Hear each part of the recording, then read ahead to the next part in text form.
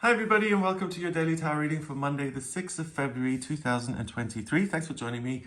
I want to use the beautiful Crystal Visions Tarot. There's just something so feminine and beautiful about these cards.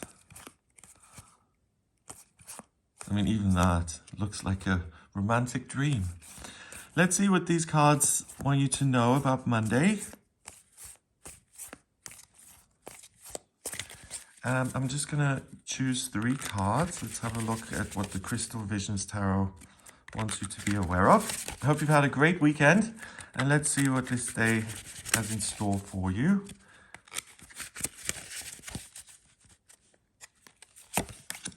First card is the Unknown card. Oh, I like it. I think that's unique to this deck, that there's a card that is unknown, a mystery. Then we have the Magician. Oh, nice. Wow, and the Ace of Swords. So you really get something. Something really clicks into place. The unknown becomes known. You're able to transform that into a new version of yourself, and everything makes sense. Everything makes sense. No, really, the Ace of Swords is a blessing as far as your ideas and perspective is concerned. And with that coming in after these 2 cards, where something is revealed to you via this crystal ball, it's a eureka moment of total understanding that empowers you. It allows you to let go of certain things that have plagued you in the past, and it allows you to start with something new moving forward in your future that you feel to be magical and worth pursuing.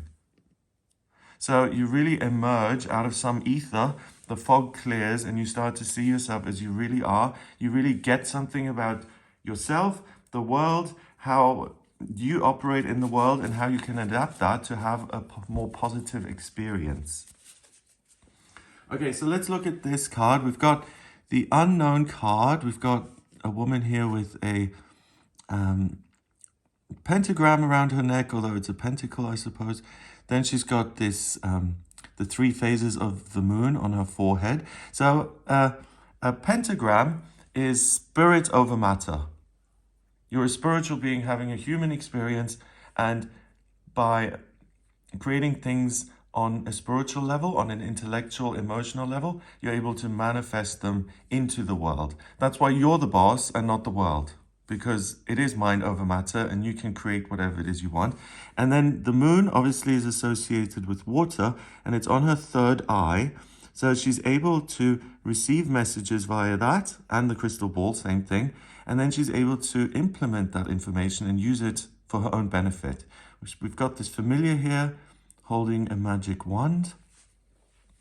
So she isn't just a clairvoyant, she's someone who can affect change by using magic.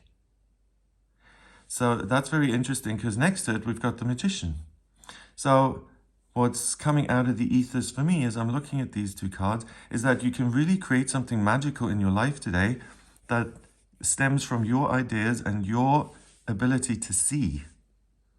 And whether that's seeing yourself and creating yourself into an artwork, into something magical, transforming yourself, or seeing something in your life that you want to transform into this amazing magical thing by using your magic. We've got this purple candle here. Purple is the color of spirituality. It's everywhere. We've got the moon in the back. So all these things, it's about illumination through using your intuitive gift, your intuitive abilities, and then using your magical skills to make changes in a real life sense, a real world sense. Okay, the Magician usually has one wand or one arm held up, pointed at the sky, and one arm pointing down at the earth. And it's about the process of downloading spiritual information and energy, channeling it through the self, and then translating it into something magical on earth. Here it's a bit different. First of all, he's holding a wand here with a crystal ball. So that's things becoming revealed to him. And then we've got a chalice and a cup. And that's obviously a container that's able to hold water, that's able to hold this sense of connection and love. So this is different here because this is someone who listens to the higher realms and who transforms things into a loving output. Interesting. Also, if you have water in a cup like this, you can scry the surface of the water and use it like a crystal ball so that things make more sense. So part of the magic of the magician today is that he's able to see himself in the mirror as such. You're able to see your own magician inside of you. You're confronted with it and you're like, hey, I have all this magic. What am I doing with it? What's interesting is, to me, the crow or the raven is a very occult bird, isn't it? It's associated with occultists and witches, and it's just a trope even of fantasy. But the blackbird is about absorbing natural energy and then finding hidden meanings in that. So to me, this raven is kind of like the sign Scorpio in astrology, and we've got 2 coming in. So it's his ability to feel and to sense that then allows him to create magic. And then we've got this white dove at the bottom and a kind of crescent moon shape underneath. So that is the connection to spirit. And that's the inspiration for all of this. Something supports you and holds you like this moon, like the cup, and you're really able to see yourself reflected in a way you may not have noticed before. Finally, the Ace of Swords is the first card in the suit of swords, which is the element of air, and it's really about using information as a way to make sense of the world, to make sense of yourself, to connect with other people, and to put yourself in a position where you have specialist knowledge, expertise. And the Ace of Swords in itself is a light bulb going off. So something clicks. Oops, let me not spit on the card. And information then is power. You've got all these butterflies. You can use this information, and I love these like wings on here. Information isn't just power, it's freedom in your life. Because when you have the right idea, when you see yourself clearly, then you can transform into the person you want to be. And you can leave these thorny roses behind. The thorny roses, to me, that's interesting, because it's like, it may not be a traditional interpretation, but this whole thing looks like a mess to me. And it's like, if I understand myself better, then my life doesn't have to be so messy and prickly. Okay, so the unknown card doesn't have a number. This is 1, and the ace counts as 1 as well. So 1 and 1 is 2. 2 in numerology is cooperation and new beginnings. So it's a new beginning with the relationship with yourself.